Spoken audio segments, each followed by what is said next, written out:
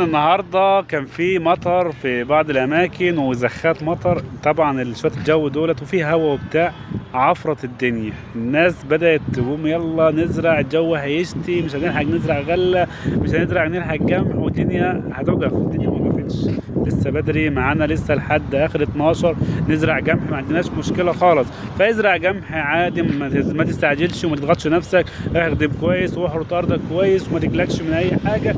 ولسه معانا وقت لحد امتى؟ معانا لحد 25/12، لحد اخر 12 نزرع جمح، مفيش ادنى مشكله. طب يا هندسه ينفع نزرع صنف كذا؟ ايوه، اي معظم الاصناف تصلح معاك. ولو اتاخرت جو معاك لحد 10/1 ممكن تزرع ساخه 96. السلام عليكم.